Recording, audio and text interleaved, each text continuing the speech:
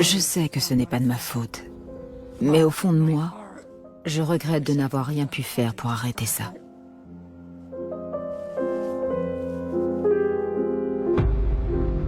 C'est comme si tout à coup, mon monde s'était écroulé. Il me manque. Il me manque beaucoup.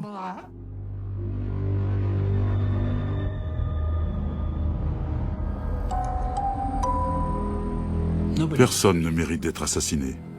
Personne. 12-20-89 in the town of Southington. Avec le recul, je me dis qu'il serait peut-être encore parmi nous. Mais on ne peut pas trahir la parole donnée à son frère. Je lui ai dit, vous savez ce que ça veut dire? Il a répondu non. J'ai dit, ça veut dire que je vous tiens.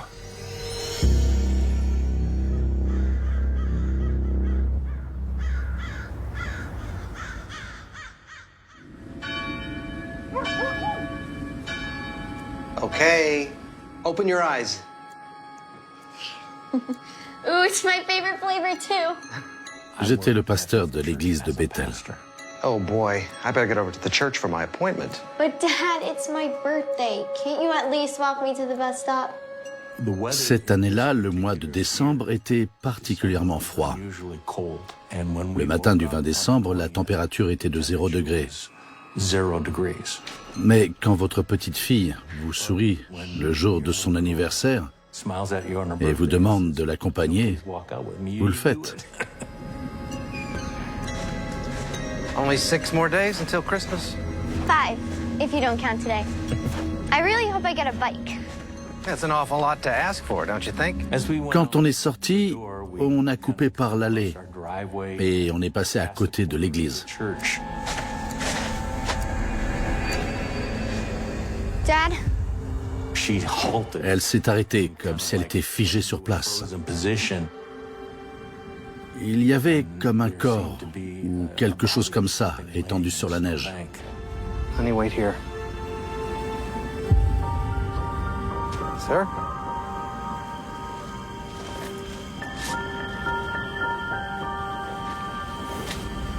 Hey. J'ai vu qu'il avait une tache de sang au niveau de l'entrejambe et je me suis dit qu'il était vraiment très mal en point. Oh God. Honey, come with me. Today's date, 12-20-89. Il avait neigé durant la nuit et quand on est arrivé là-bas, il faisait très froid. So what's the deal? Did you get a name? Didn't have ID on him. About the person that found him. Any connection? None. Said he didn't recognize him. Okay. On ne savait pas depuis combien de temps le corps était là, car avec le froid, la rigidité cadavérique s'installe plus vite. Et le corps était bien raide, ça c'est sûr.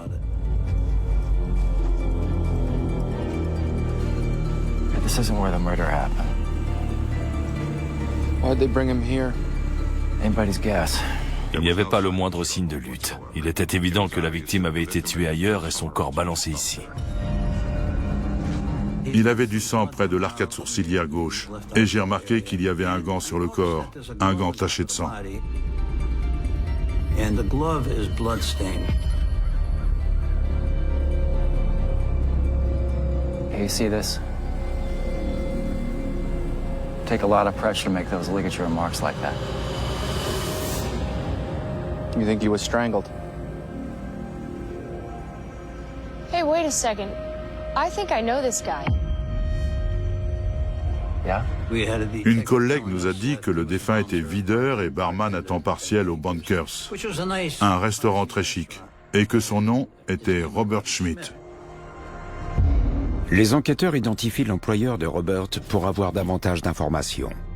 Le propriétaire du restaurant était Jeffrey Steiner, à la fois ami proche et mentor de Robert Schmidt. Alors on lui a demandé de venir à la morgue. Thank you for coming in on such short notice. I know this is a difficult position to be in, but we need someone to identify the body. Could you help us out? Yeah. Yeah, sure, whatever you need.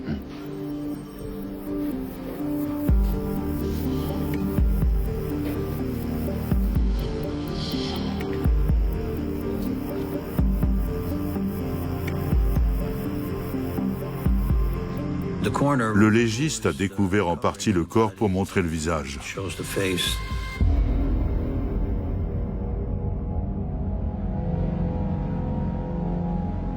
Et Jeff Stenner l'a regardé, on voyait qu'il était ému. Thank you. Son ami venait d'être assassiné. Il voulait faire tout son possible pour faire avancer l'enquête. You said you saw Robbie last night.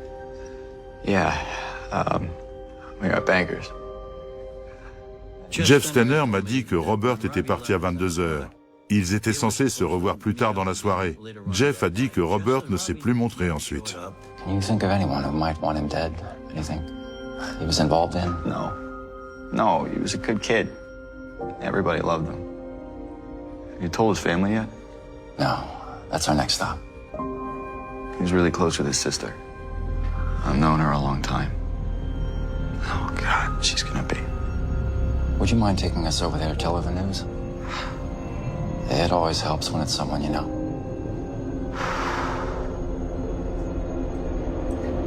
Yeah, sure. Whatever you need.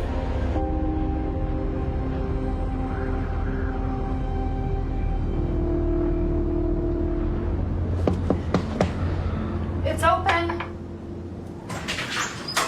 Je l'avais cherché toute la journée. Je savais que quelque chose n'allait pas. Jeff est arrivé à la maison et il m'a dit qu'il venait de reconnaître le corps de Robert. I'm so sorry, Laura.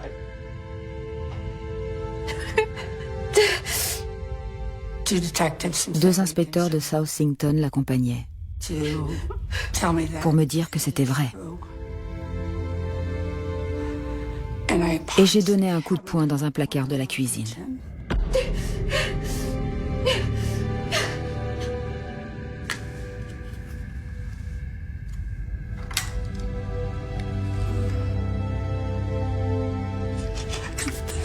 C'est lui sur les photos. Regardez-le. Il jouait avec des enfants. Il était gentil. Il ne faisait de mal à personne. Il jouait avec des enfants. Une famille, une épouse, des enfants. C'était le rêve américain de Robert, comme celui de tout le monde. Une clôture blanche, passer le dimanche après-midi avec des amis, s'amuser avec mes neveux et mes nièces, voir ses frères et sœurs, passer du temps avec son père, comme n'importe quel jeune homme de 26 ans qui espère le meilleur. Quand on enquête sur une affaire comme ça, on ne sait pas où elle va nous mener. The last time I saw him was yesterday. Comment était-ce possible? C'était Noël. Robert devait être là. On devait se retrouver en famille chez nos parents. On devait être tous ensemble. Le train-train habituel. Ce qu'on fait chaque année. He left for work like usual. His truck was broken down, so he had to take my car. Il m'a dit qu'il ne pouvait pas me ramener la voiture parce qu'il devait aller à New Haven. Et je lui ai dit, mais qu'est-ce que tu vas faire à New Haven? Et puis je l'ai engueulé et je lui ai dit que je voulais qu'il me ramène ma voiture tout de suite. Il n'est jamais revenu. Et je ne me pardonnerai jamais de lui avoir crié dessus. Sorry. It's okay. I know it's very hard. Do you know where he was going on this errand? No. Is your brother acting strangely, out of the ordinary? Actually, yes. Lately, he had just been acting really nervous. Then, a couple weeks ago, I was cleaning in his room and I found a gun. He seemed scared, like somebody was coming to get him. Je savais qu'il avait des ennuis parce qu'il avait caché un pistolet sous son lit. Je savais que quelque chose n'allait pas.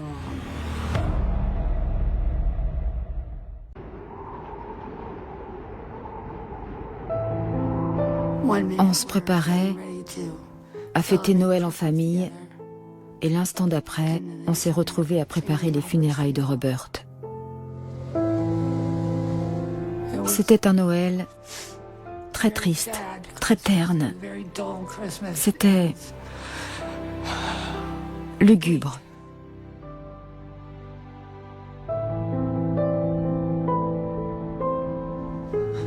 L'ambiance était pesante.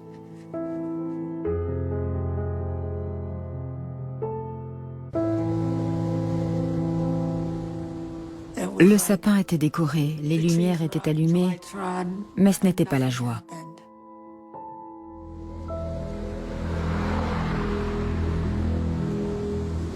Le lendemain matin, quand Laura s'est réveillée, elle a reçu un appel de Jeff Stenner qui lui a dit que sa voiture était garée derrière le Bunkers. C'est la voiture que la victime avait empruntée à sa sœur pour la soirée. Elle était près du Bunkers, à New Britain. J'ai demandé la permission de fouiller la voiture et la sœur me l'a donnée. On est allé au Bunkers. La voiture était déverrouillée. Il n'y avait pas les clés sur le contact. Laura a trouvé ça étrange. Elle a dit que son frère n'aurait jamais fait ça, de laisser la voiture déverrouillée.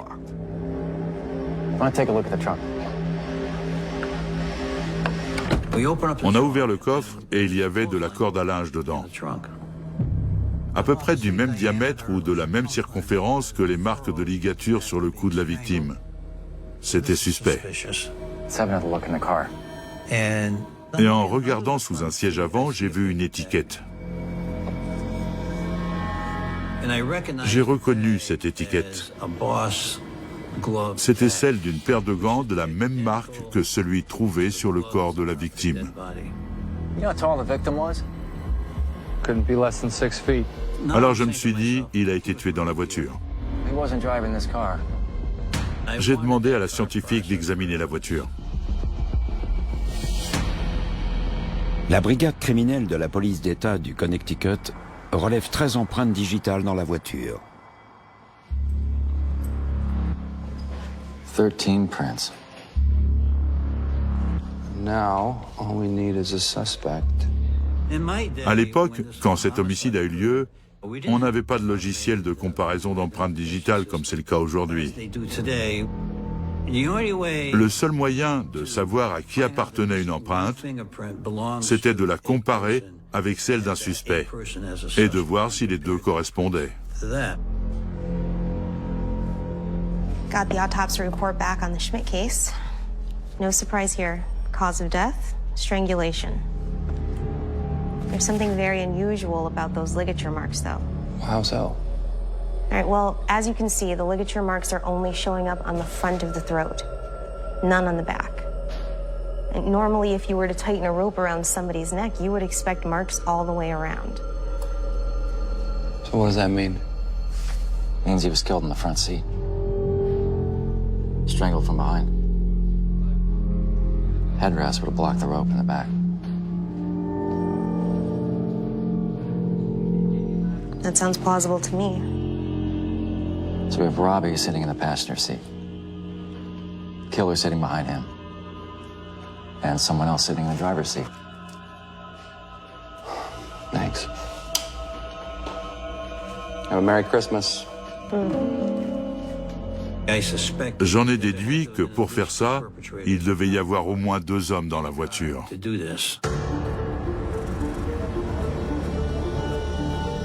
Excuse me, sir. We're with the police department. I'm Detective Saucier. This is my partner, Detective Skinner. J'ai trouvé qui était au Bunkers le 19. J'avais pas mal de noms. L'un d'eux était un courtier en bourse. We heard that you might have known Robbie Schmidt. Yeah, I knew Robbie. He was a good kid. Il a dit que l'après-midi précédant le meurtre, il était au bar en train de prendre un verre et qu'il avait aperçu Robert dans le parking en compagnie de Jeffrey Stenner et de 2 culturistes. Il y avait un pick-up sur la route et ils l'ont poussé dans le parking. Who were the other 2 guys? I didn't recognize them. I don't know, but they were big guys, kind of bodybuilder type. That's all I remember. Je devais trouver qui étaient ces deux culturistes. Thank you for your time. Sure, yeah, anytime. Ces deux gars-là ont vu Robert la veille de sa mort. Alors je voulais savoir qui ils étaient et les interroger.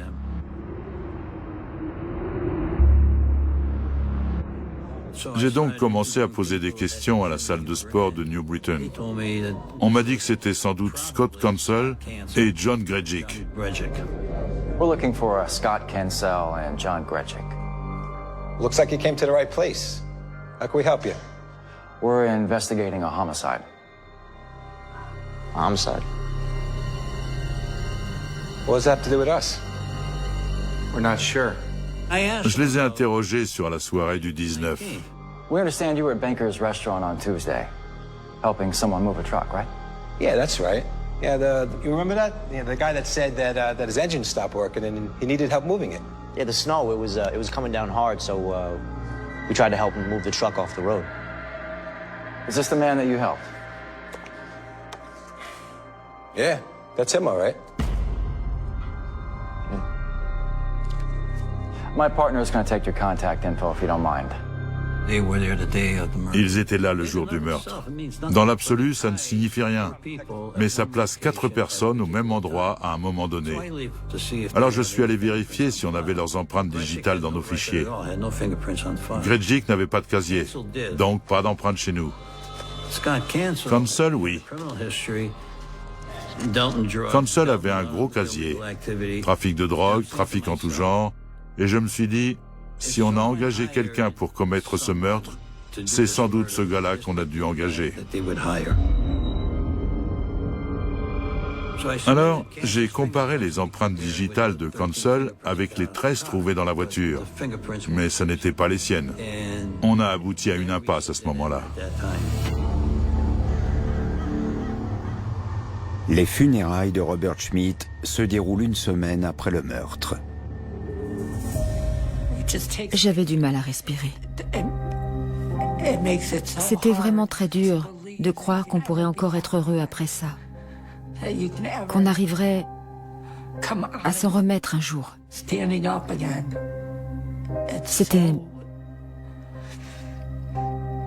très difficile. De penser que tout finirait par aller bien de nouveau. Parce que quelqu'un nous avait arraché un être cher. On ne pense pas que ça puisse nous arriver à nous, à notre famille. On ne croit pas que ça puisse arriver. Personne n'a envie que ça arrive à sa famille. Mais si ce n'est pas sa famille, ce sera celle de quelqu'un d'autre. Alors peu importe quelle famille est touchée, c'est arrivé. Mon père... J'ai vu mon père s'effondrer. Je ne l'avais jamais vu aussi bouleversé.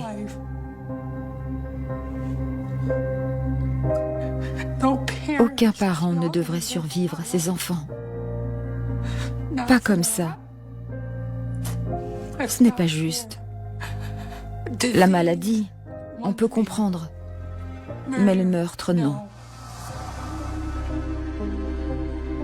Thank you for coming, Detective. It means a lot. Yeah. Listen, I know it's a very difficult time for you both. Je suis allé à la maison funéraire où se tenait la veillée. J'ai présenté mes condoléances à la famille et j'ai observé les gens. J'ai vu Jeffrey Stenner arriver. Il est venu avec sa compagne. Et tout à coup, j'ai vu Jeffrey lui murmurer quelque chose à l'oreille et elle m'a aussitôt regardé. Elle a presque paniqué et puis elle évitait sans cesse mon regard. Une personne innocente qui n'a rien à se reprocher ne se conduit pas de cette façon à la vue d'un policier. Je me suis dit, elle est impliquée, et aussi qu'on devait s'intéresser à elle.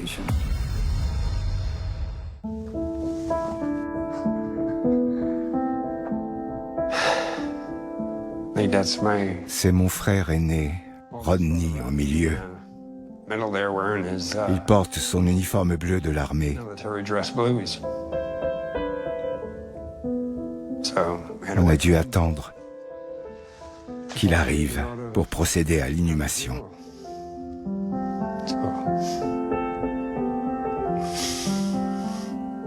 C'est certainement la photo que j'ai le plus de mal à regarder. On voit le désespoir sur le visage de mon père. J'ai pas vu ça souvent. Ça fait mal de voir ça. La police de Southington n'a toujours pas la moindre piste sur l'homicide de Robert Schmidt. Mais son frère Jay garde un secret. You cannot tell anyone. Okay, I promise. Le dernier soir où j'ai vu mon frère Robert, il m'a confié qu'il avait participé au braquage d'un fourgon blindé. What the hell were you thinking? Clearly, I wasn't thinking. But now I made a mistake and I don't know what to do.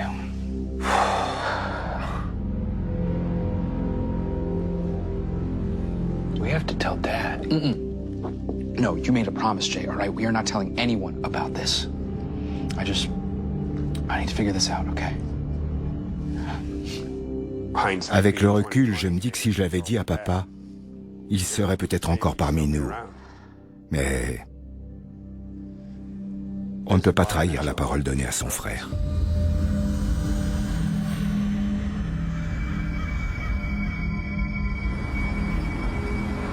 Peu après le meurtre, j'ai reçu la visite de la famille Schmidt.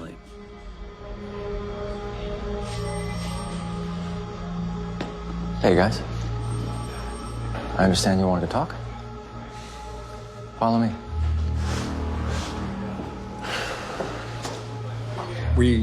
Je n'avais encore rien dit à notre père avant qu'on aille au commissariat. What's going on? Listen, I think I may know why Robbie was killed. Really? Robbie told me that he was involved in a robbery scheme. Robbery? Voir le choc que ça a causé à mon père, ça faisait mal. Ça fait surgir des émotions qu'on n'a pas envie de ressentir. Did he mention who else was involved? Jeffrey Stenner. Je ne sais pas si à l'époque l'inspecteur Saucier savait exactement dans quoi trempaient Jeffrey et Robert. Mais je pense qu'il a eu une vision plus claire des choses après notre visite.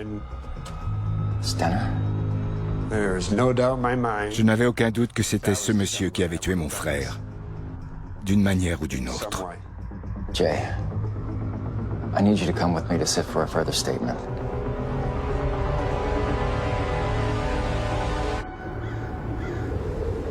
J'ai contacté d'autres services de police. Le FBI m'a confirmé que le braquage du fourgon blindé avait bien eu lieu. J'ai dit, vraiment? Jeffrey Stenner, le gars que la victime voyait comme son meilleur ami et son mentor. Ça a changé l'idée que j'avais de lui. It's all in there. We've had our eyes on them for a while. Robert admirait beaucoup Jeffrey. Je crois qu'il cherchait quelque chose qu'il ne pouvait pas trouver à la maison ou ailleurs. Jeffrey comptait beaucoup pour Robert. Il était prêt à tout pour lui. So how'd they do it? Oh, we don't know for sure. We think Stenner's the brains behind the operation. And Schmidt, he was working on the truck when it got hit. That was an easy one. In and out. Over $1 million.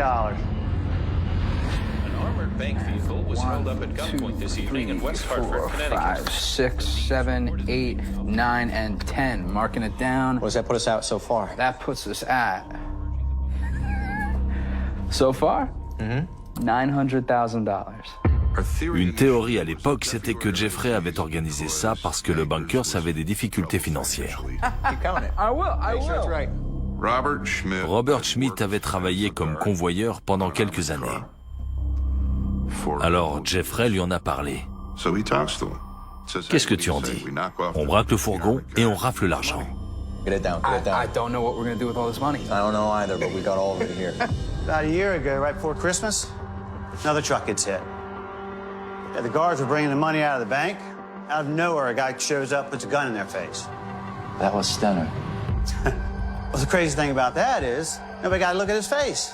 He was wearing a Santa outfit, beard and everything. $750,000 on that. Ce braquage s'est produit le 20 décembre 1988, un an jour pour jour avant le meurtre de Robert.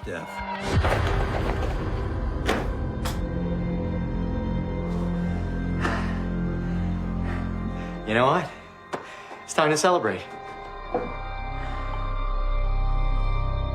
Can you prove all of this? Not yet. Merry Christmas. And the next one is going to be even bigger. The next one? You're not trying to weasel out of this, are you, Robbie? Look, no, but... Because let me explain something to you. We've got a good thing going here. And without you, it doesn't work. So just keep your head down and try not to mess it up. Okay? Yeah. I don't know if you would call Je ne sais pas si on peut dire que Robert était forcé de faire ça, mais il était à la disposition de Jeffrey jusqu'à un certain point où il a commencé à se sentir menacé, à avoir peur, à s'inquiéter.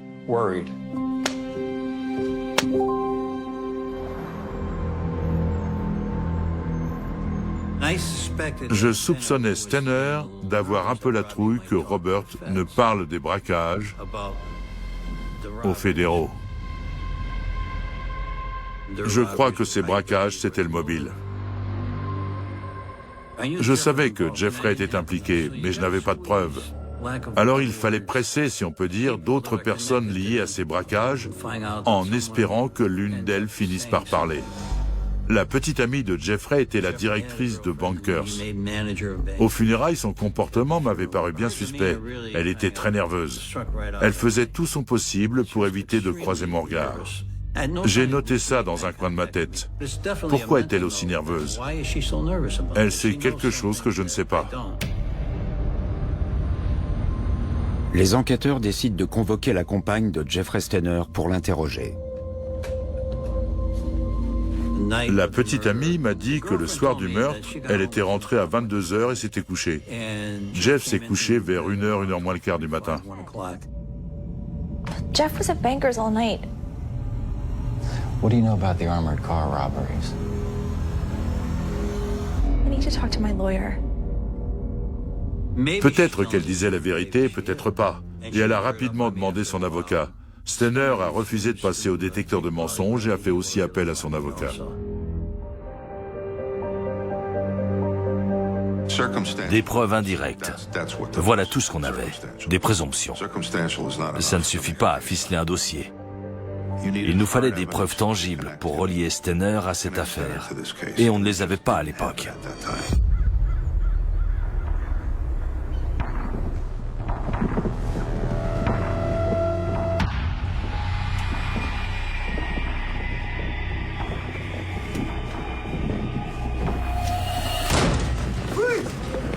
Hands up! Hands up! Hands up! Just get out! What is this? You know what this is. Get dressed. On avait assez de preuves pour arrêter Stenner pour les braquages, mais pas assez pour l'inculper de meurtre. Dans son album Souvenirs du lycée, il déclarait que son ambition était un jour de commettre le crime parfait. Commettre le crime parfait. Voilà à quoi il aspirait. Je le vois comme un sociopathe. Franchement, je pense qu'il n'a aucune conscience. Je crois qu'il ne culpabilise jamais. On l'a arrêté pour les braquages de fourgons blindés. Alors il a plaidé coupable en espérant ne prendre que 5 ans. Il en a pris 10, ce qui l'a plutôt estomaqué. Personne n'a jamais réussi à savoir où était passé l'argent des braquages des fourgons blindés. Il est clair qu'après ces braquages, la petite amie de Jeffrey a vu l'argent et savait ce qui se passait. Elle a fait 1 an de prison. Que Jeffrey soit arrêté pour ses vols, ça laissait un goût amer à la famille de Robert. Le compte n'y était pas. J'ai toujours pensé qu'il ne résoudrait pas ce meurtre. Je pensais que c'était une affaire classée, que personne ne s'y intéresserait parce que Robert avait participé au braquage. Je me disais que c'était fichu, que tout le monde s'en moquait.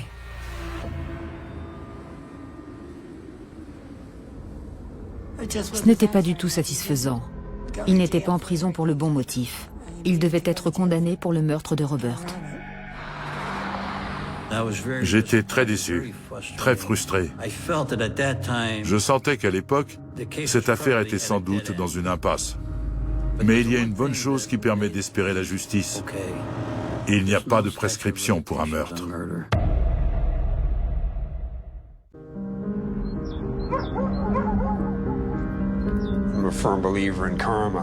Je crois fermement au karma, qu'on finit par payer ses fautes au bout du compte. Alors, d'une manière ou d'une autre, on finirait par confondre le coupable. Et peu importe si ça devait prendre 50 ans. Je me suis dit que comme ils avaient résolu l'affaire des braquages, ils allaient en rester là. Et ça m'énervait.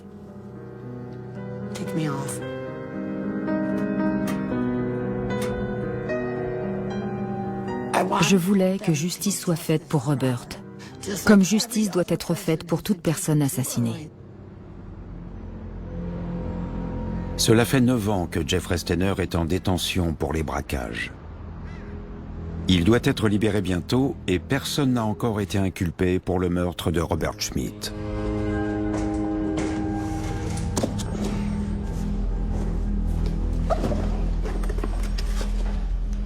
Au fil des années, l'affaire a été reléguée au second plan parce qu'elle était au point mort. Mais elle n'était pas oubliée.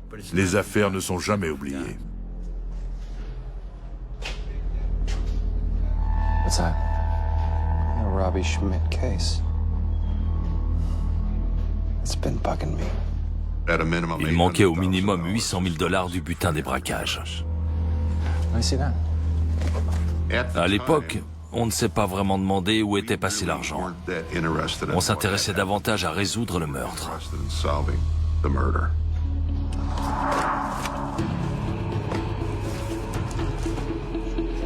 On ne voulait pas attendre que Jeffrey soit libéré. S'il l'était, on savait qu'avec une telle somme, il allait disparaître dans la nature et qu'on ne le reverrait plus jamais. On n'arrivait à rien de concluant.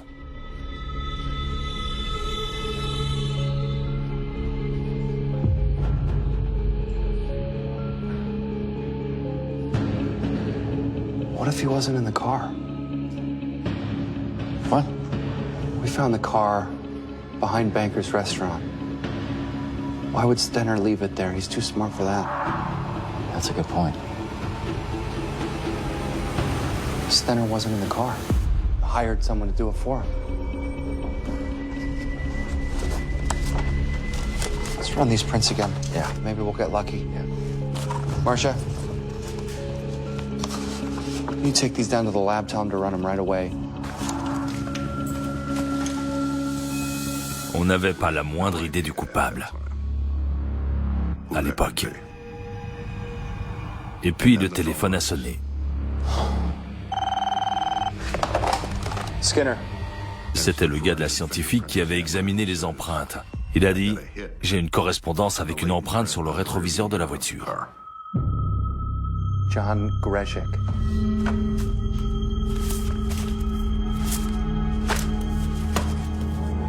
Thanks. John Greshik.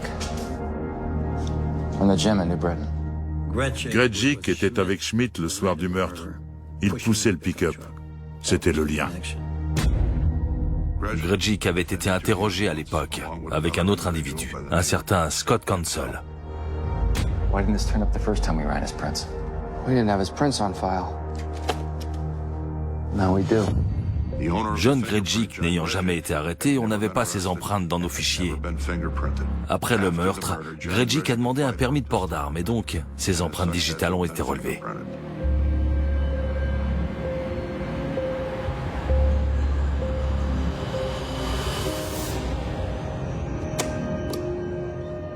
Thanks for coming in, John.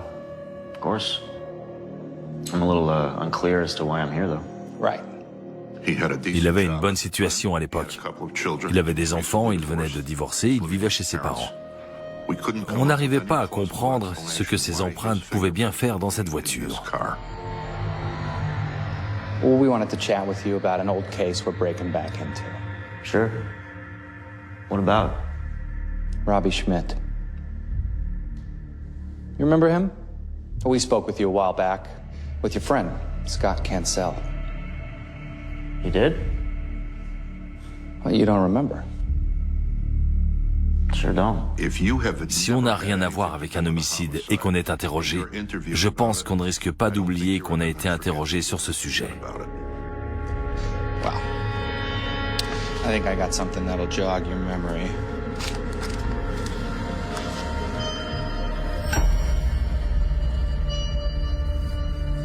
Look familiar? Like I said, no. Take a close look. Il n'a pas fait la moindre remarque sur le fait que Robert ait l'air mort ou soit étendu sur la neige. Il a juste nié le connaître. How about this? You ever seen that car? Je lui ai ensuite montré la photo de la voiture. No. What was that? I said no. You see, I find that really hard to believe, John. What is this? Those are your fingerprints, John. And they happen to match a set of prints we found inside Robbie Schmidt's car. Il a vite répondu, ça doit être une erreur. Alors je lui ai dit, bien John, alors expliquez-moi pourquoi il y a vos empreintes sur le rétroviseur.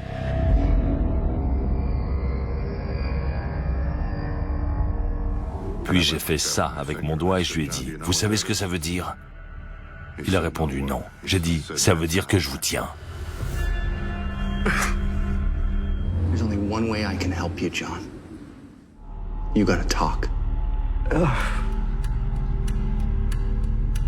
I'm scared. Okay? I'm scared of Scott, man. He's crazy.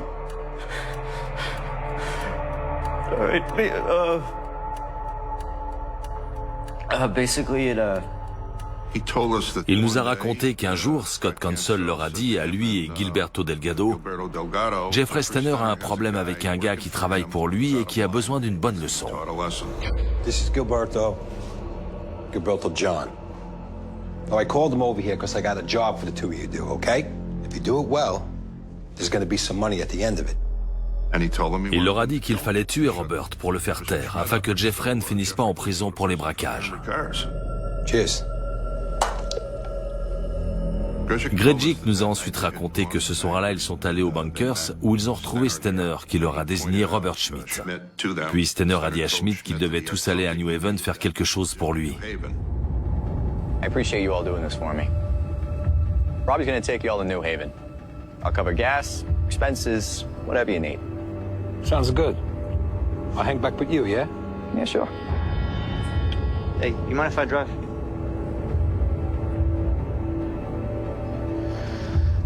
Yeah. Get him. Il a dit qu'il n'avait pas de destination précise en tête. Il a traversé New Britain, puis il a roulé en direction de Southington.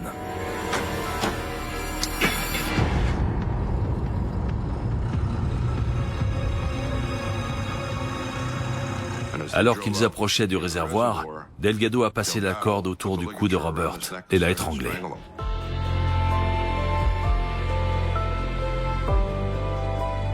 Il s'est débattu un moment, puis il était mort. Ils se sont arrêtés dans le parking de l'église et ils ont balancé le corps sur la neige.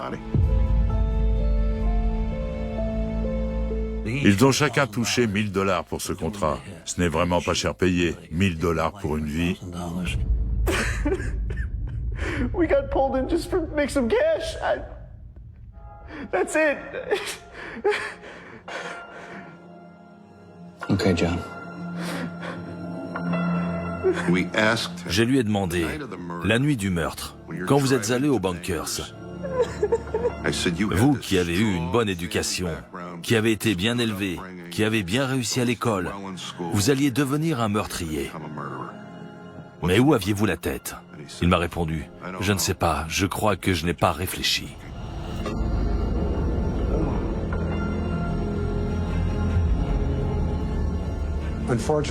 Hélas, Grejcik n'était qu'un pion dans la machination pour tuer mon frère. Et hélas, la vie de ce pion était désormais fichue. Pour cette raison-là et à cause de la même personne. Août 2001. Près de 10 ans après l'arrestation de Jeffrey Stenner pour les braquages.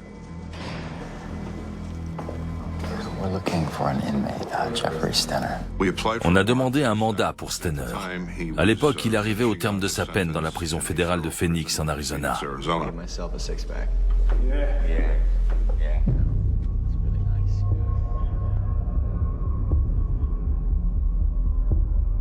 Detectives. How are you? Well, great, Jeff. How you doing? I'm doing great. I don't know if you guys got the memo, but I'm getting out of here tomorrow. That's not what I heard. What do you mean? Il a dit « je sors demain ». On a dit « non, pas du tout ». Et j'ai ajouté « on a un mandat d'arrêt pour meurtre contre vous ». Il est resté bouche bée. Il s'est mis à trembler. Il n'a pas demandé quel meurtre ou le meurtre de qui. On n'a pas eu besoin de lui préciser que c'était pour le meurtre de Robert Schmidt.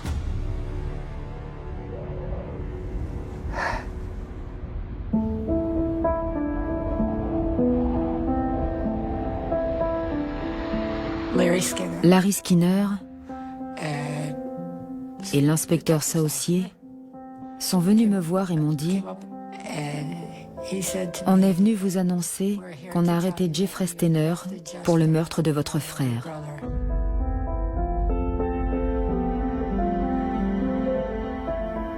Je me suis assise sur une chaise de la cuisine et j'ai pleuré. J'étais tellement contente. Tellement contente.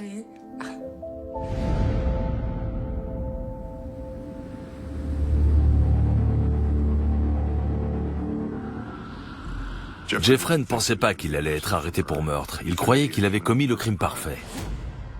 On a rencontré un ancien détenu qui nous a dit que Jeffrey lui avait révélé qu'il avait emporté l'argent en République dominicaine et l'avait enterré quelque part.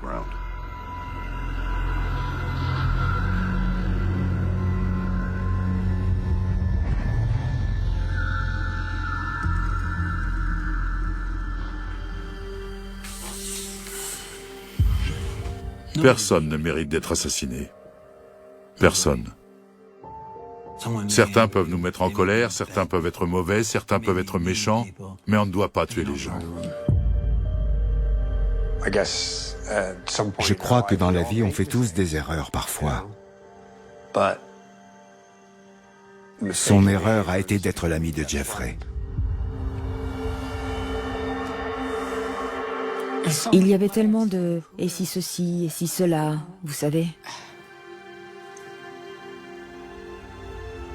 Il y avait tellement de possibilités.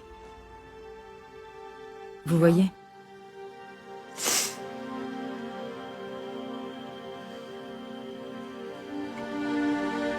Tellement de choses à faire, et il n'en vivra jamais aucune.